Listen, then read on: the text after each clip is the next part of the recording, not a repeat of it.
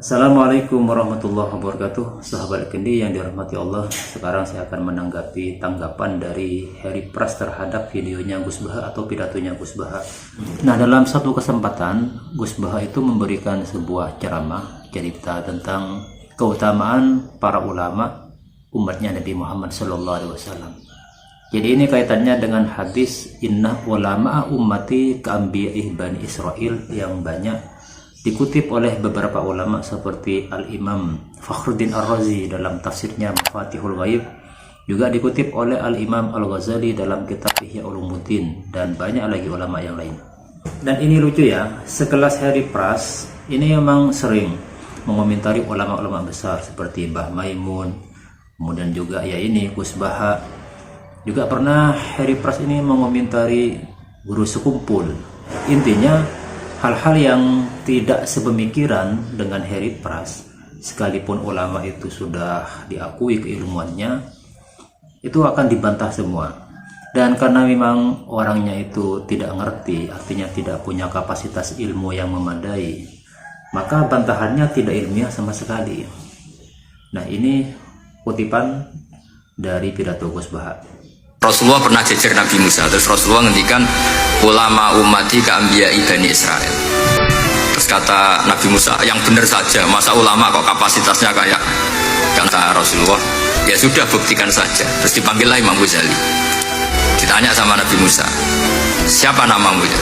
Ana Muhammad bin Muhammad Al-Ghazali At-Tusi Asy-Syafi'i. Mau jawabnya panjang. Terus kata Imam Ghazali, ya lumayan saya, jenengan ditanya Allah sing ya'lamu sirra wa akhfa saja jawabnya kelebihan.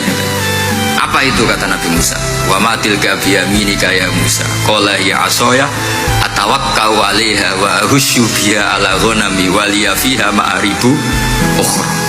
Kemudian ini tanggapan dari Harry Pras. Dipanggil Imam Ghazali. Imam Ghazali ini lahirnya kapan? Imam Ghazali lahirnya kapan? Kok bisa dipanggil Nabi Muhammad bertemu Nabi Musa? Nabi Musanya lahir kapan? Nabi Muhammadnya lahir kapan? Imam Ghazalinya lahir kapan?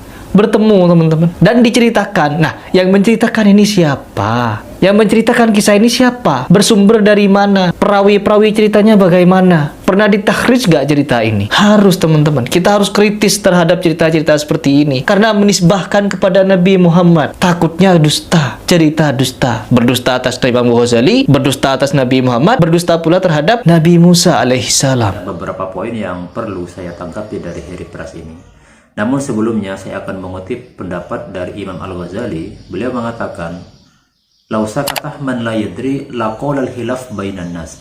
Seandainya orang yang tidak paham agama, tidak banyak berkomentar tentang agama, maka persoalan tidak akan runyam, maka tidak akan terjadi perdebatan di antara manusia.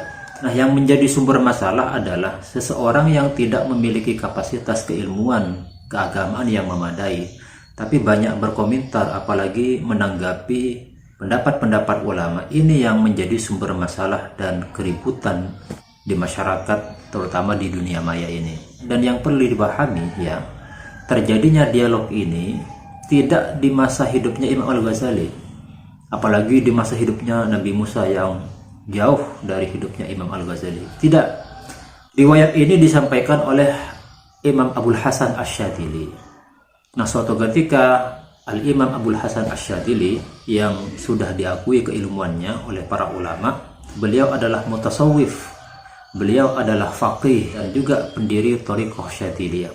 Nah, riwayat itu disampaikan oleh Imam Abul Hasan Asy-Syadzili ketika beliau berada di sebuah masjid. Setelah itu kemudian beliau bermimpi bertemu dengan Rasulullah, bertemu dengan Nabi Musa. Nah, dari mimpi itulah terjadilah dialog antara Nabi Musa, Rasulullah dengan Al-Imam Al-Ghazali, seperti yang dijelaskan oleh Gus Baha tadi.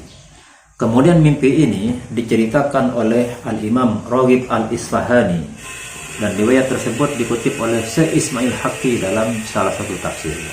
Jadi riwayat ini dari Al-Imam Abul Hasan Asy-Syadzili berdasarkan mimpi beliau, kemudian diriwayatkan oleh Raghib Al-Isfahani, dan riwayat dari Raghib Isfahani ini diriwayatkan oleh Ismail Haqqi. Jadi dalam Ruhul Bayan, Syekh Ismail Haqqi mengutip dari Raghib Isfahani Dan Isfahani itu mengambil dari riwayat langsung dari Abul Hasan Asy-Syadzili. Nah sekarang kalau ada pertanyaan, bagaimana sebuah mimpi bisa dijadikan argumentasi? Mimpi yang tidak boleh dijadikan landasan adalah mimpi yang dijadikan dasar dalam penetapan hukum atau istinbatul ahkam. Sementara kalau mimpi di luar hukum maka tidak menjadi persoalan, apalagi yang bermimpi adalah orang-orang yang soleh. Dalam salah satu hadis Rasulullah bersabda, "Ru'yal hasanah minar rajuli shalih juz'un min sittatin wa arba'ina juz'an minan nubuwah." Rawahul Bukhari. Mimpi yang benar atau mimpi yang baik yang dialami oleh orang-orang soleh adalah satu bagian dari 46 bagian kenabian.